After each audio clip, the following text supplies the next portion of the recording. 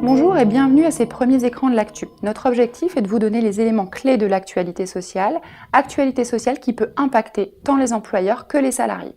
Au sommaire aujourd'hui, le contrat à durée déterminée, le régime de la preuve en matière de congés payés, la proratisation d'un complément de salaire en fonction du temps de travail, le formalisme de la modification du contrat de travail, la liberté d'expression, l'égalité de traitement, la date d'appréciation des conditions d'électorat et d'éligibilité, le prélèvement à la source de l'impôt sur le revenu. Et pour commencer, abordons la distinction entre la promesse d'embauche et l'offre de contrat de travail. Afin de sécuriser les futures embauches, il est de bon ton de formuler aux futurs collaborateurs par écrit les éléments essentiels de la future collaboration des parties. Entre un acte formulant l'offre de contrat de travail et une promesse unilatérale de contrat de travail, quelle différence ? Selon le cas, les conséquences peuvent être bien différentes. Élément clé de réponse avec Charlotte. En effet, Valérie, le contenu de l'acte reste le même. Précision de l'emploi, de la rémunération et de la date d'entrée en fonction. Mais il convient de distinguer deux choses. D'abord, l'offre de contrat de travail, qui est l'acte par lequel un employeur exprime la volonté d'être lié en cas d'acceptation. Celle-ci peut être librement rétractée tant qu'elle n'est pas parvenue à son destinataire. L'offre retirée avant son acceptation donnera lieu à des simples dommages et intérêts. Et d'autre part, la promesse unilatérale de contrat de travail, qui est le contrat par lequel une partie, le promettant, accorde à l'autre, le bénéficiaire, le droit d'opter pour la conclusion d'un contrat de travail et pour la formation duquel ne manque que le consentement du bénéficiaire. La révocation de la promesse pendant le temps laissé au bénéficiaire pour opter n'empêche pas la formation du contrat de travail promis. Dans ce cas, la rupture devrait s'analyser en un licenciement sans cause réelle et sérieuse. Cette jurisprudence ne peut que vous inciter en tant qu'adhérent à être particulièrement vigilant dans la rédaction de vos écrits. Poursuivons avec un point relatif au contrat à durée déterminée. Le recours à ce type de contrat est strictement encadré par la loi, qu'il s'agisse des cas de recours ou du contenu même.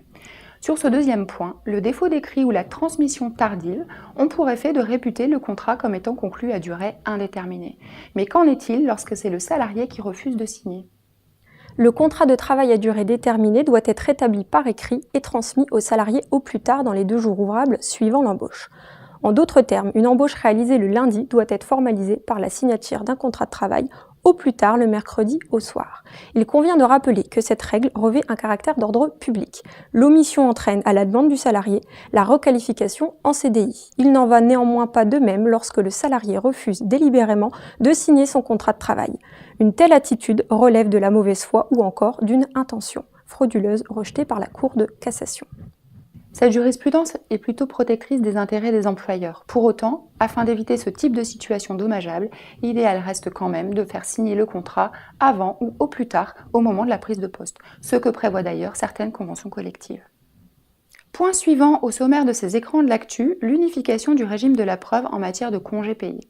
En principe, un salarié qui n'a pas pu prendre ses congés payés perd son droit à congé et ne peut réclamer aucune indemnité compensatrice à ce titre. Toutefois, il peut obtenir réparation s'il s'est trouvé dans l'impossibilité de prendre ses congés du fait de l'employeur.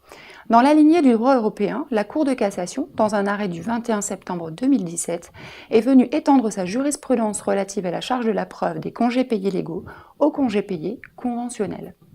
En matière de preuve de la prise des congés payés légaux, nous le savons, il appartient à l'employeur de prendre toutes les mesures nécessaires pour permettre aux salariés de prendre effectivement les jours de repos auxquels ils peuvent prétendre, en vertu de la loi et de la convention collective en vigueur dans l'entreprise.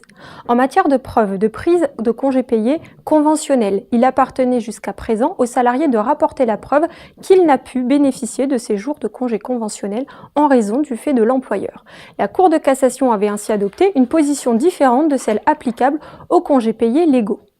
Dans un souci de cohérence et de simplification, la Cour de cassation opère un revirement de jurisprudence. Elle décide ainsi que, sauf disposition contraire, il appartient à l'employeur de prouver qu'il a bien mis le salarié en mesure de prendre ses congés, que ces derniers soient d'origine légale ou conventionnelle.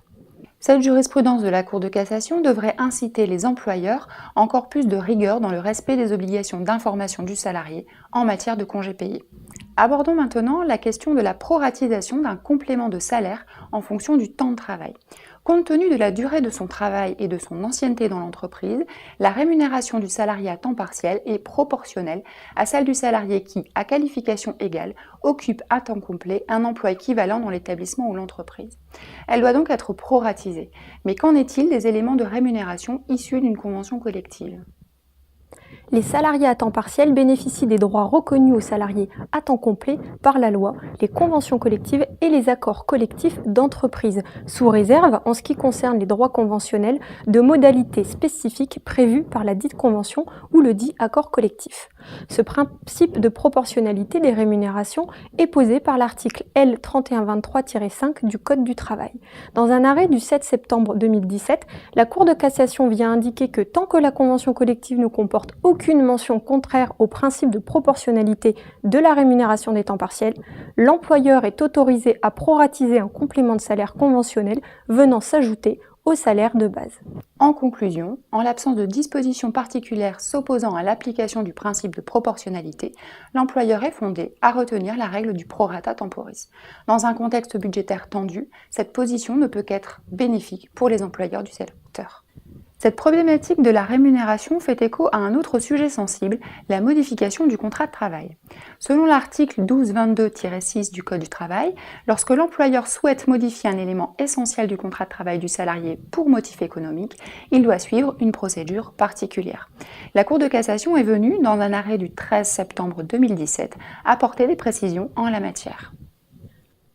Pour qu'un salarié ou un employeur puisse se prévaloir de la procédure spécifique des modifications de contrat de travail pour motif économique, l'avenant prévoyant la dite modification proposée au collaborateur doit expressément viser l'un des motifs économiques énumérés à l'article L1233-3 du Code du travail, à savoir les difficultés économiques, les mutations technologiques, la réorganisation de l'entreprise nécessaire à la sauvegarde de sa compétitivité et enfin la cessation d'activité de l'entreprise.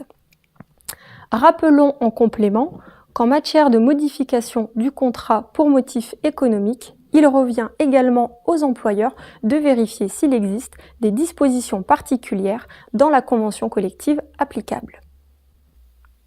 Vous, adhérents de l'URIOPS, nous ne pouvons que vous conseiller de bien distinguer ce qui relève ou non d'une modification du contrat pour motif économique et d'adapter vos écrits et la procédure applicable en conséquence. Et puisque nous parlions procédure, évoquons l'hypothèse de l'abus de la liberté d'expression qui peut aboutir au licenciement du salarié. Dans l'association et hors de celle-ci, le salarié jouit de sa liberté d'expression sous réserve de respecter ses obligations de discrétion et de loyauté. Cette liberté est distincte du droit d'expression et permet au salarié de tenir, sauf abus, des propos sur l'organisation et le fonctionnement de l'entreprise. Retour en illustration sur les faits pouvant constituer un abus de la liberté d'expression. En effet, l'exercice de la liberté d'expression des salariés, tant à l'intérieur qu'à l'extérieur de l'association, ne peut justifier un licenciement que s'il dégénère en abus. Dans un arrêt du 18 octobre 2017, la Cour de cassation a validé le licenciement pour faute grave d'un cadre qui avait tenu des propos diffamatoires et injurieux en imputant à l'employeur un vol concernant les jours de RTT, puis des propos excessifs concernant la répartition des portefeuilles clients dans le but de dresser ses salariés contre l'employeur, et enfin qui avait incité l'un d'eux à quitter la société pour créer sa propre entreprise. La Cour a constaté que ces agissements de dénigrement étaient destinés à déstabiliser l'entreprise et a ainsi caractérisé l'abus par le salarié de sa liberté d'expression. Autre point d'actualité, l'égalité de traitement. Depuis plusieurs années, la Cour de cassation fait évoluer sa jurisprudence sur l'égalité de traitement. Elle avait déjà eu l'occasion, dans des arrêts du 27 janvier 2015, d'instaurer une présomption de justification pour les différences de traitement entre catégories professionnelles. En juin 2016, dans un arrêt en date du 8, elle avait étendu cette règle aux inégalités entre salariés appartenant à la même catégorie professionnelle mais occupant des fonctions distinctes. À l'heure où les associations fusionnent de plus en plus, se pose la question de la possibilité ou non de réserver certains avantages aux salariés d'un établissement.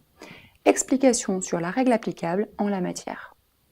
Dans un arrêt récent, la Cour de cassation vient à nouveau étendre la présomption de justification en matière d'égalité de traitement. Dans cette affaire, elle indique ainsi que les différences de traitement entre des salariés appartenant à la même entreprise mais à des établissements distincts opérés par voie d'accord d'établissement sont présumées justifiées, de sorte qu'il appartient à celui qui les conteste de démontrer qu'elles sont étrangères à toute considération de nature professionnelle.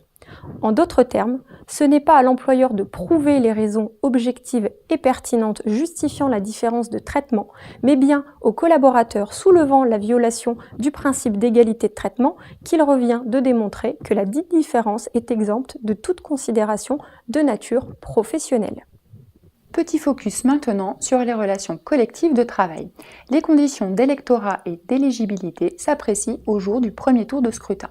Reste à savoir s'il est possible de modifier cette date. Les conditions d'électorat et d'éligibilité aux élections des délégués du personnel et de membres d'un comité d'établissement s'apprécient au jour du premier tour de scrutin sans qu'un protocole préélectoral puisse modifier cette date en privant les salariés des droits électoraux qu'ils tiennent de la loi. C'est ce qu'a rappelé la Cour de cassation dans un arrêt du 25 octobre 2017. Et pour terminer, l'une des ordonnances Macron prévoit le report du prélèvement à la source de l'impôt sur le revenu au 1er janvier 2019. L'occasion pour nous de vous informer sur les demi-journées de formation à destination de nos adhérents et qui auront lieu sur les territoires en décembre 2017. Vous recevrez prochainement notre programme de formation. Nous espérons vous y retrouver nombreux. Et voilà, ces premiers écrans de l'actualité se terminent. Nous espérons que vous les avez appréciés et nous vous donnons rendez-vous le mois prochain pour de nouvelles news liées à l'actualité sociale.